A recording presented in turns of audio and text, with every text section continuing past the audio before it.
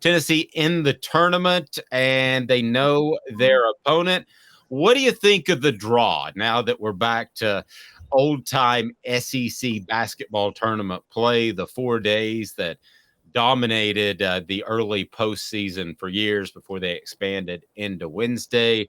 Tennessee today, your thoughts on the early draw as we get a taste of March Madness in the SEC tournament? I think this is not the draw Tennessee wanted. Ole Miss, now, look, this is a little different because Kermit Davis is no longer there, and it was his defense, but I would relatively think they're running the same defensive schemes, right? Without Kermit Davis, but they run that really complex matchup zone. Funny enough that Donnie Tyndall was going to introduce at Tennessee before Donnie Tyndall lost his job. A style I really believe in a half-court defense in college that I think can win national championships. For an offense as erratic and as problematic as Tennessee's, that's an issue. And if you look at them versus Ole Miss, they struggle with Ole Miss year in and year out. They have ever since Kermit Davis was there. And so I think they would much rather have played South Carolina, who I think they beat by 40 points back-to-back twice this year. And so I think they have a lot to worry about with Ole Miss. Ole Miss could give them trouble, but maybe Dave thinks that's a blessing in disguise because that means they're out early and they can get some rest for the tournament. Yeah, I really am down with that, and I know that sounds absolutely crazy, but you built a tournament and an event that really doesn't carry a lot of weight. Now, it used to. If you got bounced on a Thursday, I think it affected your seeding, Caleb, 10, 15 years ago. I think that you probably went from Tennessee's projected to be a 3 or 4. You probably went to a 5 or 6. But nowadays, I don't think it affects your seeding significantly. You pointed this out before, that the conference tournaments don't seem to affect the selection committee. And I think that's been the case for a number of years, at least a decade. And used to be if you made it to Sunday, I got it. Okay, you get to Sunday, and if you win or lose, it doesn't matter. You get to Sunday. The Selection Sunday show has to be out later that day. So I understand if you're not going to reshuffle your tournament based off who wins the Big Ten, the SEC, or whatever. But if you get bounced on the first day, as opposed to making it to Sunday, that's a huge difference. That's 3 conference wins. And I just don't know that the selection committee looks at it like that. Ron Slay yesterday, I think he used the word lazy. I think they were a little bit lazy and have been a little bit lazy because they don't want to shuffle all those teams. And it would be a massive overhaul if you change somebody just based off what happened on Sundays. But you could change somebody what happens based off what happens Thursday through Saturday. I firmly believe that. Yeah, and here's where this really changed.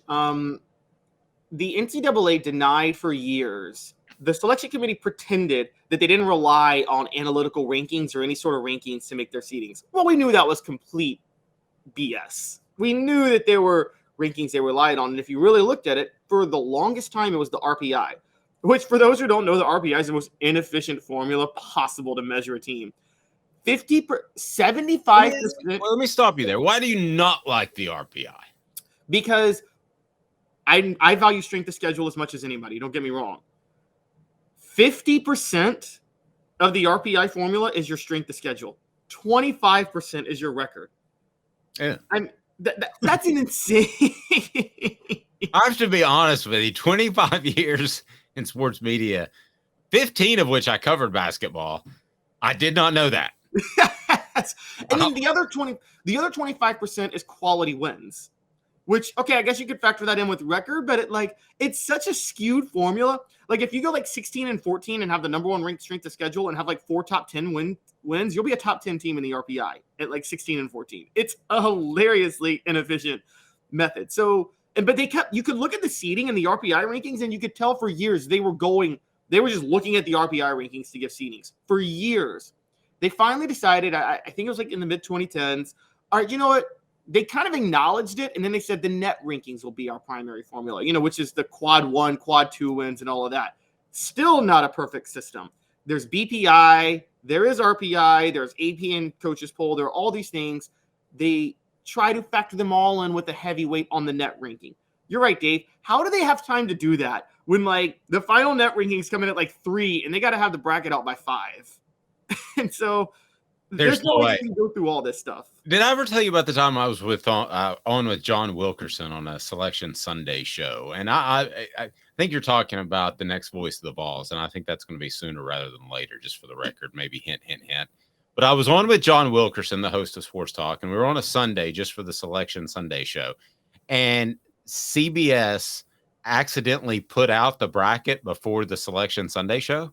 Oh my gosh, they did. So we were like an hour from the show airing. We were going to air at the same time they did. And because this is for internet where you could just find it easily. So we wanted to catch all those listeners that were driving around on a Sunday evening.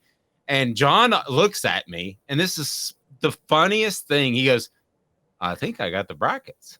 And I was like, John, how'd you do that? I mean, who'd you call?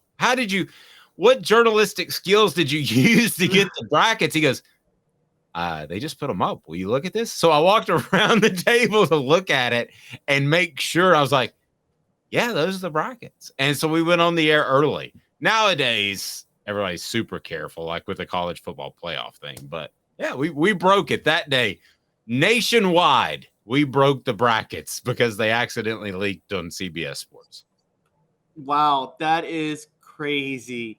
I was thinking journalistic skills too. My mind went to, y'all don't judge me.